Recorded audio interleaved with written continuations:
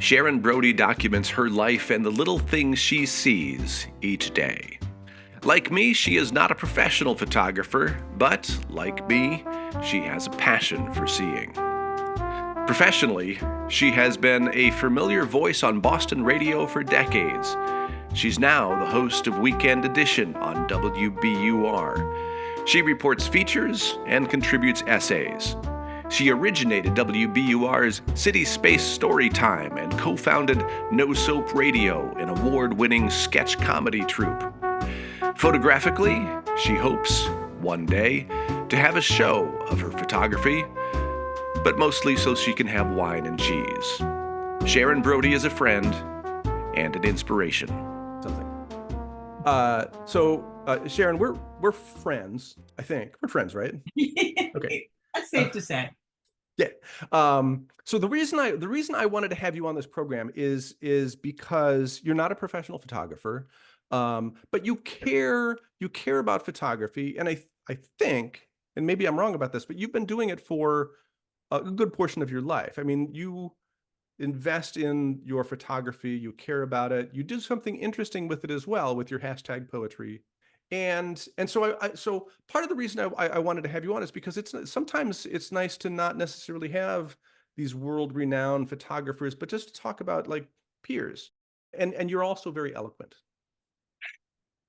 Except for at this very moment when you're not saying anything. But thanks for coming on the program. I appreciate you coming on. I have been talking to you about this for a very long time. A little while. So I get to represent the schlub component of Yes, you were on the ordinary schlub list. Schlub, not the professional photographer. I do have to do some photography for my work sometimes. Oh. So I do sometimes do photography in a professional context, but I am absolutely not a professional photographer. Well, your images and what you write about them have always been interesting to me. But so, like when you do talk about your photography, like if somebody asks you, well, how do you describe it? What do you tell them that you do? I just like noticing things. I just like walking through the world and finding amusing or intriguing juxtapositions and things that make me think about the way the world is connected or not, and then capturing that in an image in ways that a lot of times. The other thing I like to do with photography is to do with photography what I can't do with words. I'm much more of a writer than I am a photographer, but there are some things, picture paints 1,000 words. There are some things that really an image can express. So we've been talking about having you on now. I'm going to say a long time again. How did you go about the process? Like, what was your thinking in choosing these 5 images that have somehow influenced you?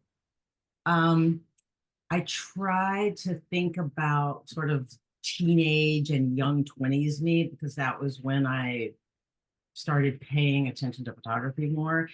And I really just sort of went through a little reel in my head of like, wait, what were the things that blew me away when I found out about them then? And it was actually kind of hard to remember.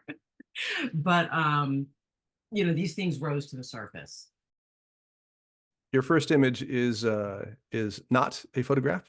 So Maxfield Parrish, I discovered when I think I was either a junior high age, young teenager, and I just loved the explosion of color. There was a museum near where I lived when I was that age that had some, I think, originals, not exactly sure, but I think that may have been how I got exposed to it. I have to say, I think every sort of preteen girl goes through a Maxfield Parrish phase. It's this sort of safe eroticism, gorgeous colors, fantastical scenes. I don't know anything about Maxfield Parrish. But I know that as somebody who was just sort of starting out in photography with and taking Kodachrome, shooting a lot of color slides, I just fell in love with the colors and the moods that color can create. Seeing the work of Maxfield Parrish just made me appreciate the gorgeousness of color. But a lot of his stuff has this just incredibly vivid purples and blues and greens. And I started noticing that that's actually out there in the world. And, you know, and that this, especially slide film, was capturing it so nicely. Your second image from the great Robert Frank. When I first encountered Robert Frank, I think it was very early in my college time. And I remember picking up this book, The Americans, and going through it and thinking, this guy feels like he's inside my brain, which is, you know, an arrogant thing to say. It's more like I admired his work. But it was maybe the first time I felt like the beautiful mystery of the world around us and the people around us, and what is obscured being as important as what we see. Yeah. It just exploded my brain. And I devoured it. And I like this particular image because I guess there is an air of mystery to it. You know, what lurks in the dark, what we don't see, what we don't know, being as important as what we might be able to guess. The individual images are incredible, and then the sequencing and looking at it as, you know, in its entirety, it is, well, it's eloquent. And now your third image is from a person that you know, I believe, an instructor. Yes, well, I mean, I don't really know him anymore, but this Alex Harris taught documentary photography when I was in college. He was my teacher, and it kind of changed my life. And so this is one of his works. This is in Tarboro, North Carolina. So what Alex Harris taught those of us in his class was that to document a community, you have to really get to know the community, and the sort of dignity and humanity of getting to know the people that you're interacting with. And that affected everything in my life, not just my photography, but it actually changed how I move through the world. It changed how I interact with people. It also made me bolder about being able to go up to strangers with a camera around my neck or without. It reinforced what I think I already knew as a fundamentally okay human being, about respecting who other people are, respecting their space, thinking about the lives that they're living, thinking about, if I'm photographing them, thinking about my role in those lives. Now, obviously, this does not come into play in all types of photography, and it certainly is not what's happening when you're doing street photography. But if you're embarking on a full documentary project, the idea of sort of respect and dignity and understanding and sharing, that it's not just the top-down sort of thing, like you're the person with the camera and you are there to document, but you know, there's learning and relationships happening in every direction. Yeah. I learned that from Alex Harris. Also, I think he's just a emotionally and technically gorgeous photographer. And I learned from him a lot about how to photograph people.